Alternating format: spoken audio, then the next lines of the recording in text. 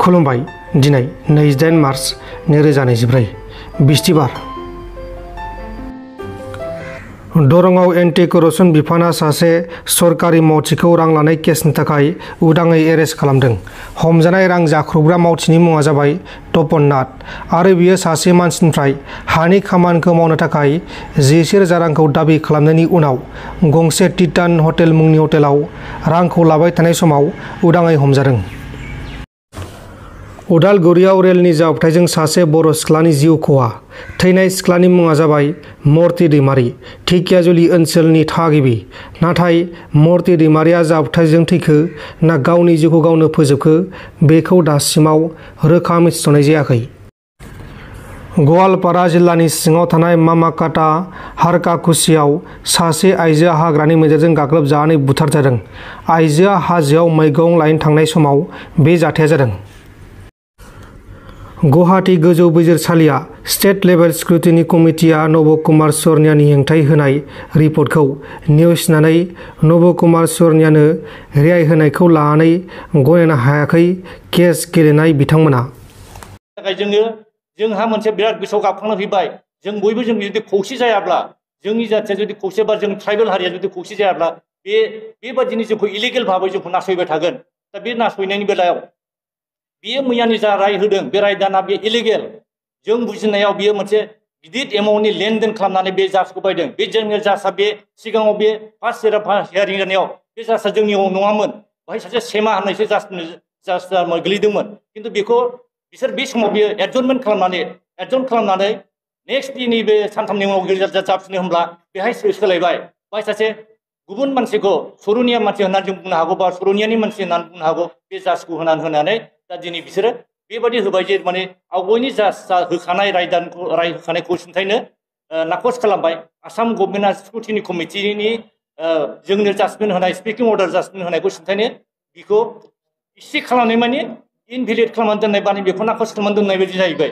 माने बेखौ नाकस खालामनानै माने इलेक्सन गेलेफिननो मोनगोन बा बे खामानिखौ बेखौ फांसनलेस खालामनानै दोननाय जाहैबाय। होमबा बे जोंनि थाखाय बिराद अयनाय, बेखौ जों मानिनानै लानो हाया। बेनिखायनो जोङो दा हाइकर्टआव जों मैयानो लोगो जों आरो जोङो रिट पिटिसन आपिल मोनसे आपिल होफिनदों।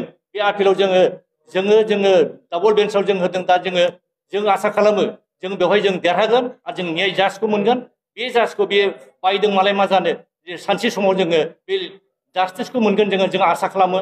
अनारेबल हाइकर्टखौ जोङो माबा खालामो आरो जों स्टेट गभर्नमेन्ट स्क्रुटिनि कमिटिखौ जोङो धन्यबाद होयो। बिथांमोनहा जोंनो बेसेबांबा गोबावनि गेजेरजोंब्लाबो जोंनो बे लिगेल स्पिकिं अर्डारखौ जोंनो जास्टिसखौ होना होदों। खिन्थु बेखौनो स्टे खालामनो थाखाय बे इलेक्सननि समाव आरो बेयो बर' अना बर' खालामफिननो थाखाय बर' अना बर'आ दाबो जोबाखै। जोंनि लिडारफ्रा बुंनो हागौ बर' अना बर' जोब्बाय, हिराचरनिया बुंनो हागौ बर' अना बर' खालामला दा गैला होननो हागौ। खिन्थु बे दानि इलेक्सना बे बर' अना बर'आव थाहैफिनगोन। होमबा बे जुदि बर' अना बर' खालामफिन जों होननो हागौ दा जोंहा देरहाखाबाय, बे गेलेबाबो अरजाया। जों बे गेलेनायखौ जोंहा आपत्ति खालामा। खिन्थु इलिगेल भाबै बोरै गेलेनो मोननांगौ बेलाय जाय जोंनि एसटि स्टेटआवलाय बे दा जुदि इलिगेल भाबै गेलेयोब्ला नेक्स्टआव बिदिनो आरो इलिगेल जोङो अरिजिनेल बा जोंनि ट्राइबेल मानसिफ्रा बंसिफोर जागोन आरो बे अना ट्राइबेल मानसिया बेबायदि गेलेबावगोन। गथिखे जों बेखौ लाय होआ। बे जानो हागौ दा देरहानो हागौ बियो जोंनि सोरबा गुबुन पार्टिया देरहानो हागौ, UPPL हक BPP देरहानो हागौ हय। बियो होननो जोंहा देरहाखागोन होननानै लाबा जानाय नङा। नोंसोर देरहानायाव जोंहा गथिखे जों मोजां मोनगोन। खिन्थु बेबायदि मानसिखौ जों लाय होनानै होयोब्ला बे जेनथोङानो हय बेखौ गेलेदाव होयोब्ला बे जोंनि थाखाय इन फिउचारनि थाखाय जोंहा गिनांगौ दं बा जोंनि थाखाय थ्रेटेनिं बियो बा बिनि थाखाय जोंनि जाथिनि थाखाय गिदिर खहा जागोन।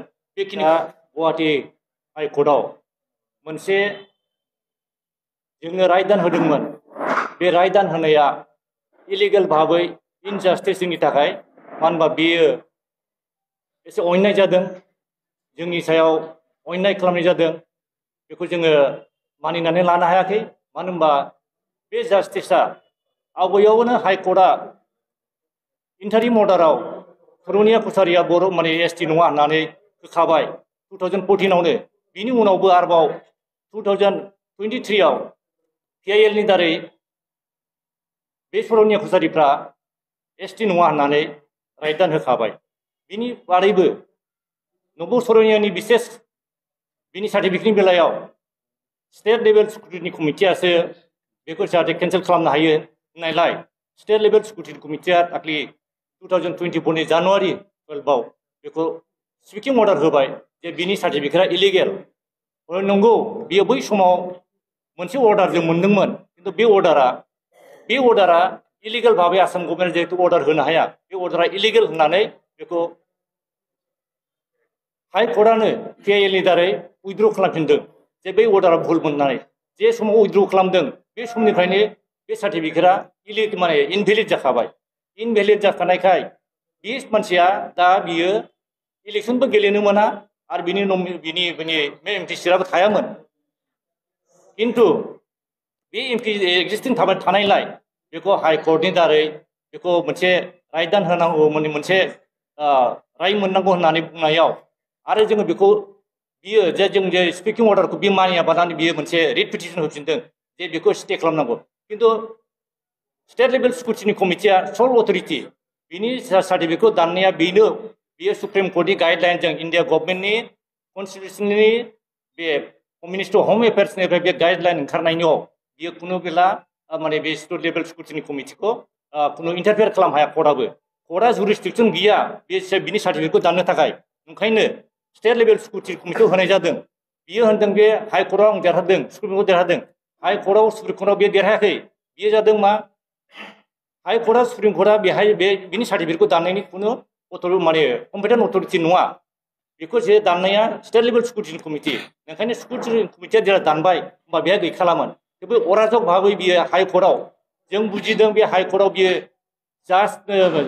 जास्टनि बा बे जोंखौ जोंनि जास्टिस माने न्यायखौ बियो उल्थायै खालामदों बे मिसलिड खालामदों बियो होनदों बे सुरुकस नै जाथियानो गैया होनना बुंदों किन्तु बेखौ सुरुकस होनाखै कस कमिउनिटि सुरुकस आरो बर' कस बे हिस्ट्रियाव दङ आसामाव दङ बे बर' कस आरो सुरुकस बे कस कमिउनिटि बे गावखौ राजबंशी कस राजबंशी होननानै राजबंशी गामियाव दासिमबो बे गिदिं मुभिलाइज खालामगासिनो दङ बियो माब्लाबाबो गावखौ बर' होननानै सार्टिफिकेट लादों बर' कसारि होननानै सार्टिफिकेट लादोंबाबो बे मानसिया बर' नङा बिनि एपारेन्सआ बिनि लेंगुवेजआ बिनि गासिबो भाषा बिनि गासिबो थानाय जानाय बिनि गासैबो रिति निति गासिबो बे बर' नङा बियो माब्लाबाबो बे बर'नि आर'नाइ गानफेराखै माब्लाबाबो बे बर' गामियाव थांनानै मोबिलाइज खालामहैयाखै आरो बे बर'नि एगेन्स्टै बे बिटिसिनि एगेन्स्टै बुंबाय थादों बे बिटिसिनि एगेन्स्टै खामानि मावदों आं जेब्लासिम थागोन आं जेब्लासिम थायो होमबा आङो माब्लाबाबो बड'लेण्ड जाहोआ आरो बे खालामदों आरो बेहाय आसाम गभर्नमेन्टनि बाहाय मोनसे कनस्पिरेसि दं बे कनस्पिरेसिजों बियो 10 बोसोर थादों आरो दिनै दा इलेक्सन टाइम सफैनाय समावसो बेखौ बे स्पिकिं अर्डारखौ होना होदों जों जास्टिसखौ जों मोनाखै न्यायखौ जों मोनाखै जोंखौ माने अन्याय भाबै जोंखौ जास्टिसनिफ्राय बन्चित खालामदों दा बेनिखायनो बे दा नै बे मुहुर्त टाइमावसो बेनो बे जास्टिसखौ बे रायदानखौ होनानै दा बेखौ इलेक्सन गेलेफिननो मोननाय खालामदों होमबा नायदो बे जोंनि बर'फोरनि बा जोंनि ट्राइबेल हारिखौ नासयनानै दोननाय जादों बिनि थाखाय जोंहा मोनसे बिराद गोसोआव गाबखांनो फैबाय नोंथांमोन दिननि खौरांफोरा बेखिनिल'मोन बेखिनिसिम नायनायनि थाखाय नोंथांमोननिसिम रोजा रोजा साबायखर गोजोन्थों एसेनोसै जय बर' हारिनि